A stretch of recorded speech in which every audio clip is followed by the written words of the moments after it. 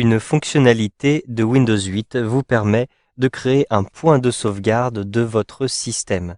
Cela vous permettra de récupérer votre système si une modification est effectuée entre-temps, par exemple par un virus, et vous pourrez retrouver votre système tel qu'il était avant l'attaque de ce virus ou avant la mauvaise manipulation. Pour effectuer votre point de sauvegarde, vous allez retrouver le panneau de configuration grâce au coin actif qui se trouve tout en haut à droite. Donc vous avez plusieurs moyens de retrouver votre panneau de configuration, mais vous pouvez notamment cliquer ici sur Paramètres. Ensuite, vous avez ici un lien vers votre panneau de configuration. Un simple clic ici. J'ai donc maintenant le panneau de configuration. Rendez-vous ici dans Système et Sécurité. À l'intérieur de Système et Sécurité, vous avez ici plusieurs rubriques. Choisissez bien la rubrique qui s'appelle Système. Vous allez retrouver des éléments supplémentaires ici sur la gauche, notamment ici la protection du système. Donc il s'agit bien d'une protection du système que vous souhaitez mettre en place. Je clique ici sur Protection du système. J'ai une nouvelle fenêtre qui s'ouvre. Il est possible qu'on vous demande votre mot de passe d'administrateur pour accéder à cette fenêtre-ci. Ici, vous avez des lecteurs qui sont disponibles et qui vous sont proposés. Tout d'abord, vous allez activer le lecteur disponible. Pour ce faire, cliquez simplement sur le bouton Configurer. Ici, vous pouvez activer la protection du système. Je clique ici sur Activer et ensuite je valide en cliquant ici sur OK.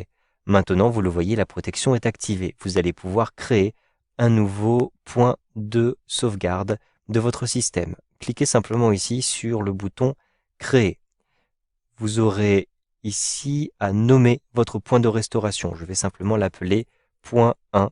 Ce n'est pas la peine de rentrer ici la date d'aujourd'hui parce qu'elle sera automatiquement ajoutée au nom. Ici, on vous l'indique dans le message.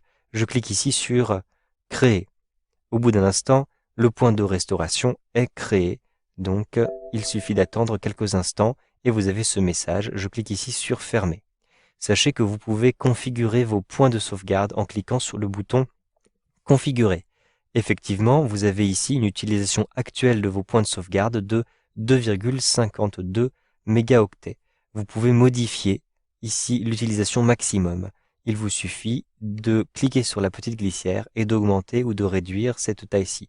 Je vous conseille de conserver à peu près 5% de votre disque dur, ce qui fait à peu près 3 gigaoctets pour mon disque dur, ce qui est quand même un bon espace, et cela vous permet donc d'effectuer des sauvegardes plus ou moins larges, et vous êtes sûr en même temps que vous n'allez pas utiliser plus de 3 gigaoctets pour ces sauvegardes. Une fois que vous avez fait vos choix, cliquez sur OK ou bien sûr Appliquer. Ici, je souhaite supprimer la sauvegarde que je viens de faire. Je vais donc simplement cliquer sur Supprimer.